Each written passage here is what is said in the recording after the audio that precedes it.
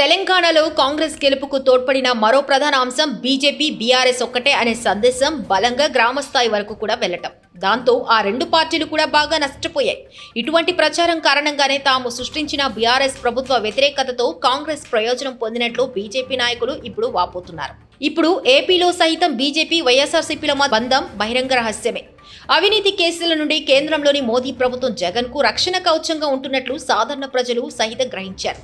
అయితే బీజేపీకి నోటాకున్న ఓట్లు కూడా లేవని తెలిసి కూడా జగన్ ప్రభుత్వం దౌర్జన్యాల నుండి రక్షణ కోసం ఆ పార్టీతో బంధం కోసం టీడీపీ నేతలు తాపత్రయపడుతున్నట్లు కూడా వెల్లడవుతుంది. జనసేన ఒకవైపు తాను ఎన్డీఏలో భాగస్వామి అని చెప్పుకుంటూ తెలంగాణలో బీజేపీతో పొత్తు పెట్టుకొని ఏపీలో మాత్రం టీడీపీతో పొత్తుకు సిద్ధపడటం సాధారణ ప్రజలను గందరగోళంకు నెట్టివేస్తుంది. బీజేపీతో దోస్తీ ధృతరాష్ట్రుడి కౌగిలిన విషయాన్ని వైఎస్ఆర్సీపీ, టీడీపీ, జనసేన ఎంత త్వరగా గ్రహిస్తే అంత వారికి మంచిది కాగలదు. ముఖ్యంగా విభజన హామీలు నెరవేర్చని బీజేపీపై ఏపీ ప్రజలు తీవ్ర అసంతృప్తితో ఉన్నారు.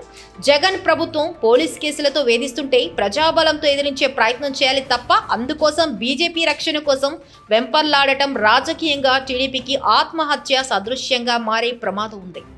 ఇప్పటికే నారా లోకేష్ వెళ్లి కేంద్ర హోంమంత్రి అమిత్ షాను కలిసిన తర్వాతనే చంద్రబాబు నాయుడు బెయిల్పై బయటకు వచ్చారనే ప్రచారం జరుగుతోంది. తెలంగాణ ఎన్నికల్లో ఏపీ ప్రజల ఓట్లు పొందటం కోసం బీజేపీ వేసిన ఎత్తుగడలో పావుగా టీడీపీ మారిందనే అభిప్రాయం కూడా వ్యక్తమవుతుంది. తెలంగాణలో బీఆర్ఎస్ వైఫల్యానికి, ఓటమికి ప్రధాన కారణం సిట్టింగ్ ఎమ్మెల్యేలపై ఉన్న తీవ్ర వ్యతిరేకతే.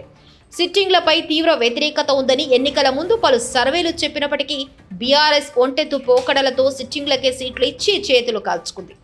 ఏపీలోనూ దాదాపు 40% మంది వైఎస్ఆర్సీపీ సిట్టింగ్ ఎమ్మెల్యేలపై తీవ్ర వ్యతిరేకత ఉందని క్షేత్రస్థాయిలోని పరిస్థితులు తెలియజేస్తున్నాయి.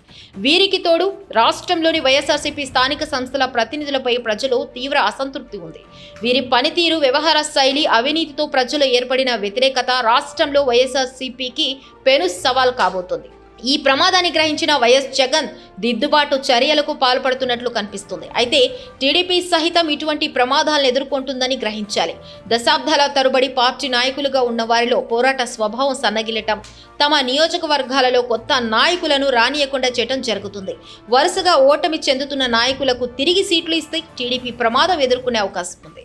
గత 4 ఏళ్లుగా కనిపించకుండా తమ వ్యాపారాలు చూసుకుంటూ అకస్మాత్తుగా ఎన్నికల ముందు క్రియాశీలమవుతున్న నాయకుల పట్ల కూడా జాగరూకతతో వ్యవహరించాల్సి ఉంటుంది.